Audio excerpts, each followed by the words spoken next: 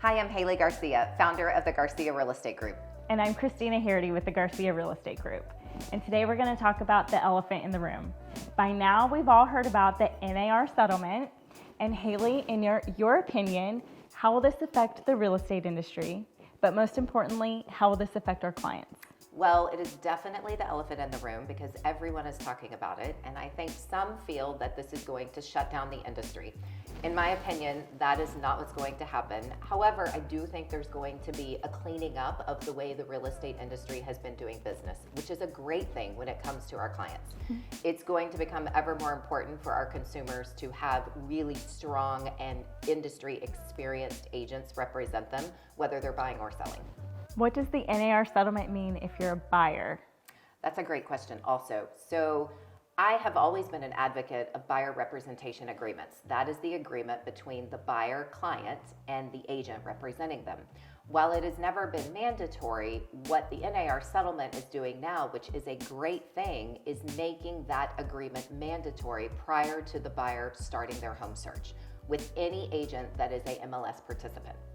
So the reason those agreements are so important is that's our agreement between one another for the services I'm going to provide and what I'm going to be compensated. There will be some caveats to this agreement now, which I believe is great clarity for the consumer because they're now going to know ahead of time and have expectations set out very clearly based on seller's participation in the buyer's agent compensation and what that means in their transaction. I think what's happening right now is with all the NAR settlement language in the media, it's making this a lot more complicated than what it actually needs to be. It is very overwhelming to a consumer to already embark on purchasing a home, much less now having to fully understand what a contractual representation agreement looks like.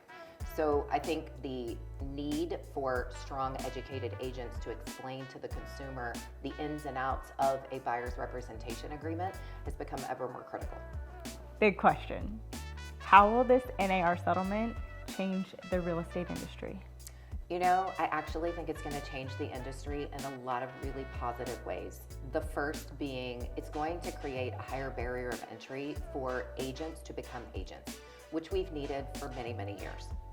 The second, I think it's going to force all parties to effectively communicate and set proper expectations and put it in writing, which protects the consumer first and foremost, and secondary also protects the agent. So the effective communication is going to become much tighter, which is wonderful. And lastly, I think it's going to cause agents to really have to educate themselves. You know, it's forever been so easy to obtain a license. It's not easy to obtain hundreds of transactions and representations of clients and actually educate yourself on the nuances of the industry. So I think what we're going to see is a lot of agents really rise to the occasion and really protect and guide the consumer, which couldn't be a better outcome. Well, there you have it. That's the information coming from 24 plus years of experience from Haley Garcia herself. So it looks like the real estate industry is going to be safe and we're all going to make some really positive changes.